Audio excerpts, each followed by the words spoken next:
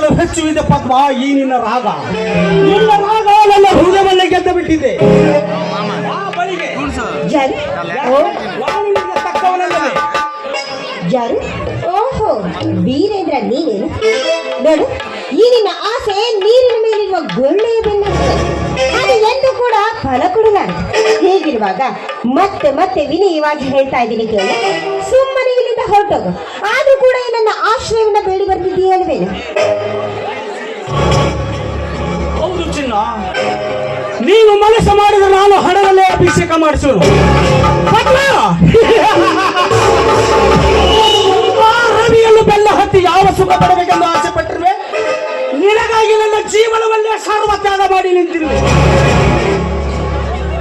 ಓ ನೋಡು, ಅದೇನು ಹೇಳ್ತಾರಲ್ಲ, ಕತ್ತಿಗೆ ಲತ್ತೆ ಪೆಟ್ಟು ಕೊಟ್ರೆ ಮಾತ್ರ ಸರಿಯಾದ ದಾರಿಗೆ ಬರುತ್ತೆ ಅಂತೆ. ಆದ್ರೆ ಅಂತ ನಿನ್ಗೆ ಒಳ್ಳೆ ಮಾತಿಂದ ಹೇಳ್ತಾ ಇದೀನಿ, ಸುಮ್ಮನೆ ಇಲ್ಲಿಂದ ಹೊರಟು ಹೋಗ್ತೀಯೋ ಅಥವಾ ಜೋರಾಗಿ ಕೂಗಿ ಕಿರ್ಚಾಡಿ ಎಲ್ಲ ಜನಗಳನ್ನ ಇಲ್ಲಿ ಒಟ್ಟುಗೂಡಿಸು.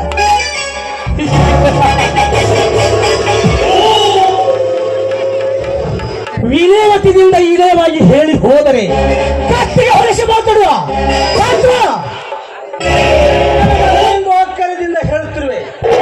ಮಾವನ ಮುದ್ದು ಮಗಳೆಂದು ಮರೆಯಂದೆ ಹೇಳುತ್ತಿರುವೆ. ನೀನು ಒಳಗಿನವಳೆಂದು ಸಂಭ್ರಮದಿಂದ ಶಿರವಾಗಿ ಹೇಳುತ್ತಿರುವೆ.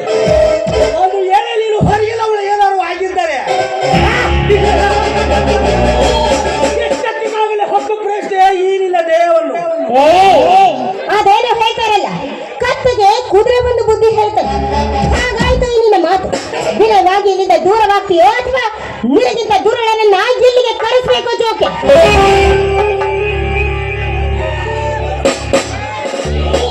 ಸಮಯಕ್ಕೆ ಸರಿಯಾಗಿ ನನ್ನನ್ನು ಎಷ್ಟು ಸಂದಗಿದೆ ನಿನ್ನಲ್ಲಿದೆ ಜಾಣೆ. ಅಪ್ಪೆ ಕೈ ಹಿಡಿದರೆ ಪಲಾತಕರದಿಂದ ಮೈಗೆ ಮೈ ಚುಂಕುಸುವೆ. ಅಂತ ಸಮಯದಲ್ಲಿ ನಿಮ್ಮಪ್ಪನಂತ 10 ಜನ ಎದುರಿಗೆ ಬಂದರು. ನಿನ್ನ ಶೀಲಹರಣ ಮಾಡಲು ನಾನು ಬಿಡಲಾರೆ.